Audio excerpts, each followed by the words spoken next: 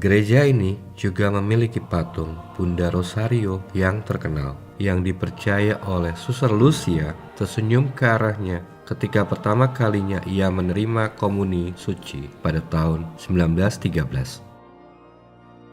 Tempat suci di mana anak-anak menghabiskan waktu berjam-jam berdoa juga disimpan di sini. Valinus adalah sebuah tempat di bukit di atas Aljustrel. Disinilah pada tanggal 19 Agustus, Bunda menampakkan diri kepada 3 anak kecil tersebut. Sebab pada saat itu tidak dapat hadir di Cova da Iria pada tanggal 13-nya karena sedang dikurung dalam penjara. Di dekat Valinus terdapat sebuah lokasi penampakan malaikat yang pertama dan juga terakhir sebelum penampakan Sang Bunda. Suatu hari, pada musim semi di tahun 1916, 3 orang anak kecil sedang menggembalakan domba di dekat sebuah gua di bukit di atas desa mereka. Tiba-tiba mereka diperhadapkan dengan sosok transparan yang agak aneh dalam wujud seorang pemuda.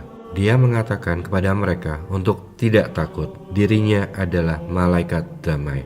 Kemudian dengan membungkukkan badannya sampai dahinya menyentuh tanah, ia mengajarkan doa mereka seperti ini.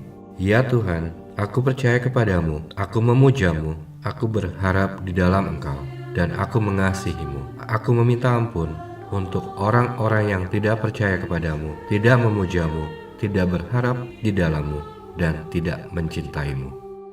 Setelah itu mengulangi doa itu 3 kali. Dia berdiri dan berkata, berdoalah seperti ini, hati Yesus dan Maria akan memperhatikan doamu. Kunjungan ketiga dari malaikat tersebut terjadi pada musim gugur tahun 1916, juga bertempat di bukit Aljustrel di dekat kunjungan pertama kali. Saat ini dia memegang sebuah cawan dan di atasnya terdapat hosti yang meneteskan darah ke dalam cawan. Meninggalkan cawan dan hosti diangkat ke udara. Kemudian bersujud dan mengulangi doa ini 3 kali. Tritunggal Maha Kudus, Bapa, Putra, dan Roh Kudus. Aku sangat memujamu dan aku mempersembahkan tubuh, darah, dan jiwa dan kemuliaan Yesus Kristus di hadapan semua kemah suci di dunia sebagai pengganti dari penghinaan dan perbedaan di mana mengakibatkan ia terhina dan melalui kemampuan yang tidak terbatas dari hati yang paling suci dan tak bernoda dari Bunda Maria. Aku memohon kepadamu pertobatan orang-orang berdosa. Kemudian malaikat itu bangkit berdiri, mengambil cawan dan hosti di tangannya.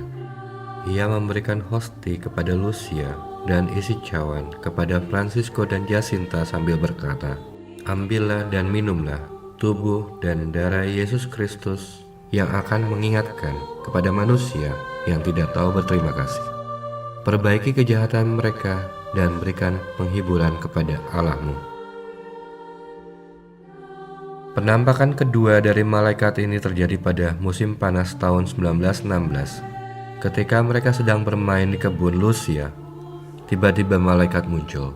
Apa yang kamu lakukan? Tanya malaikat itu.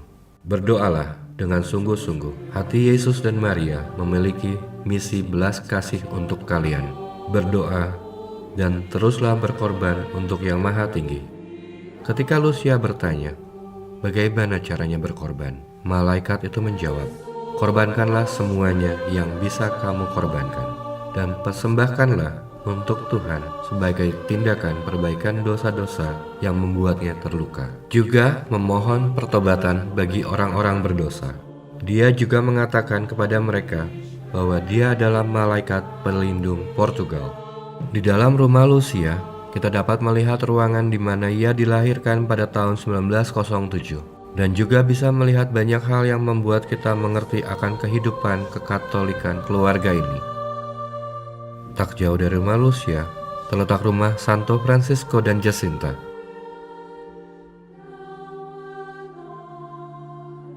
Ruang depan atau ruang tamu adalah ruang kumpul keluarga untuk berdoa rosario di malam hari.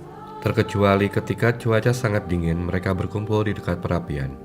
Ruangan bagian belakang adalah tempat Santo Francisco lahir pada tahun 1908 dan Santa Jacinta pada tahun 1910. Stasi Jalan Salib adalah satu bagian penting dari penziarahan di Fatima.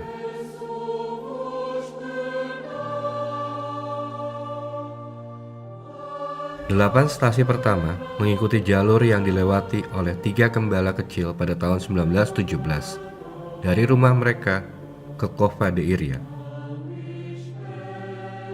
Stasi Jalan Salib adalah pengingat bagi kita akan panggilan Bunda Fatima untuk berdoa dan penebusan dosa.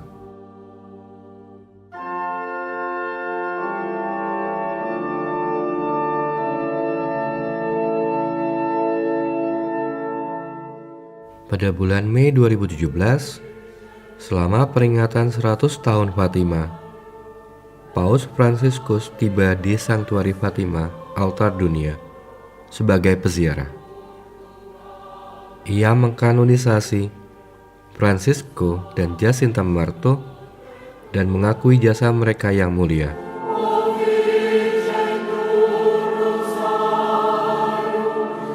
Terakhir, sebagai penutup, mari kita minta kepada Bunda Maria, Santa Jacinta, Santo Francisco untuk selalu mendoakan kami agar selalu hidup penuh dengan kasih dan kedamaian